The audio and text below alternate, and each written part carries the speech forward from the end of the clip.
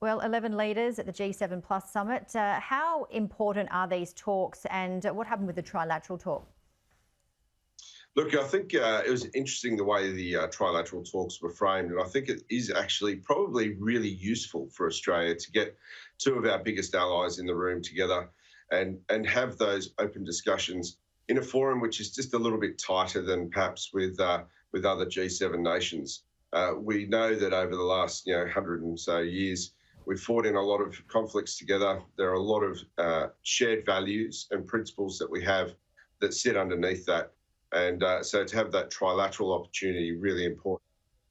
Forward to hope the hearing of a bilateral opportunity for the Prime Minister, Prime Minister Morrison with Prime Minister Johnson, hopefully in the next couple of days to ink an agreement in principle, which will be another milestone on the journey to collecting our free trade agreement with the UK. How close are we to that, do you think? Well, look, the Prime Minister's not going to be there forever, so if it's going to get signed, it's going to need to happen in the next couple of days. Obviously, the G7 program itself is taking precedence at the moment, as it rightly should. But look, I think perhaps on Tuesday or Wednesday, I'm not sure exactly when he comes home. Those sorts of details aren't necessarily shared with people like me. Yeah, look, it's hard to know, Tim. There's moments in time when you get close to the end of any negotiation where one side or other might threaten to walk away or say, look, we're just not there yet. We're not ready to make that step. So we just need to wait and see.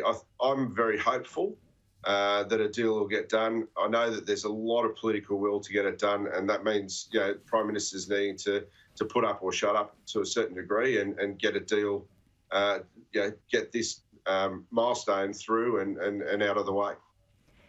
The leader spoke about China's rising power. Will Beijing see these talks as a threat, David?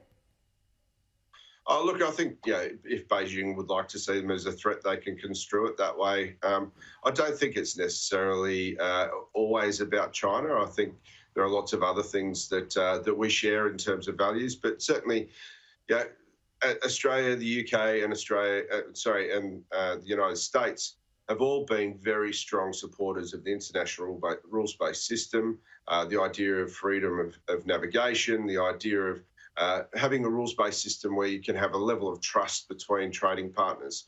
And, I think those sorts of things would have been reaffirmed in those conversations between the three leaders today. I suspect that they also talked about, as Prime Minister Morrison said in his press conference, that they talked about responses to pandemics, and obviously that was the main agenda for the G7 today. And I think Australia's contribution of vaccines into the global effort to vaccinate the whole of the world, not just countries like Australia, the UK and the US, is really important. So it's really pleasing to see a step up in that way.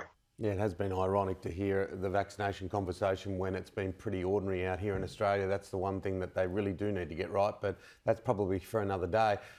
Just on that, we are living in a world of expect the unexpected, and the COVID numbers are higher now. And look, there's some epidemiologists quite concerned in the United Kingdom of where those numbers are at. They're higher than since February.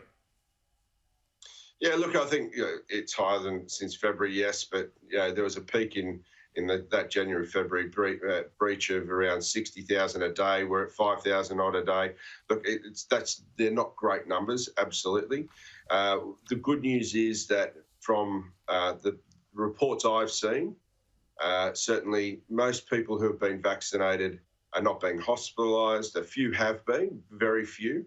But the impact of the virus has been much less than what we would have seen if the vaccination program in the UK hadn't been rolled out as far and wide as it has.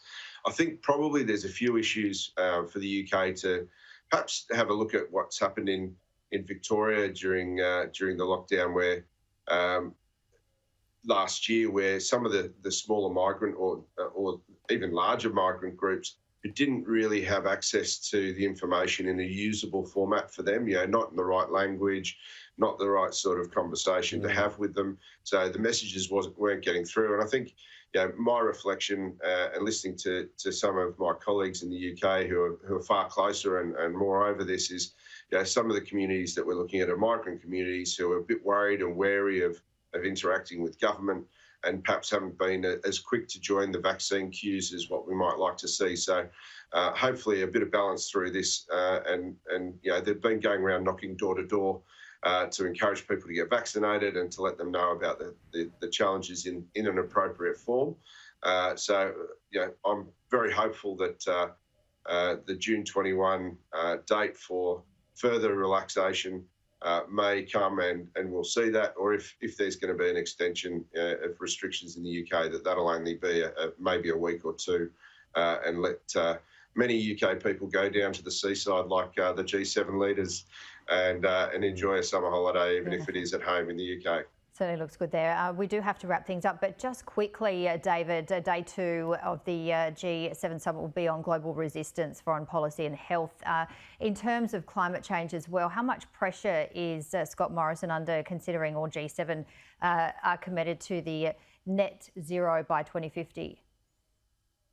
Yeah, look, he'll be under pressure. There's no doubt about that. The UK have made it very clear that they would like to see all countries sign up to a net zero by 2050 target, and with interim targets in 2030. And we haven't made that commitment yet. In terms of where we are at the moment, the Prime Minister said, look, we're going to do this. I think the quote I heard earlier on, I was watching your sister channel, Sky UK, was we're going to the Frank Sinatra way, my way.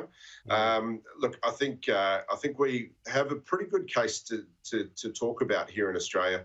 The federal government does need to get its act in order, and we do hope that they'll make a commitment before we get to the COP26 progress at the COP26 meeting in Glasgow at the end of the year. But progress is being made, and we need to continue to do that. And I think one of the things we see is in our membership, in our business community, there are lots of organisations who are really taking big steps forward. I mean, BP, a global oil and gas giant, has made the commitment to be net zero by 2050. BHP, Rio Tinto, big companies that are big emitters and big causes, or their products lead to emissions. They're looking not just at scope 1, scope 2, but right out into who else is using our fuels and what are they doing about climate change. So I think we're really on the front foot in a lot of ways in terms of organisations, companies here in Australia. Lend-Lease, concrete's huge, and steel in construction. They've made a commitment. So there are lots of things that we're already doing, and we need to focus on those and get the government to hopefully make that step up. All the states and territories have, so there's not much left after that. I've got a funny feeling the rhetoric's about to change, and change significantly, with the weight of power coming from elsewhere. That is for sure. David, always good to talk. Enjoy the rest of the long weekend. Thanks, Tim. Thanks, Janie.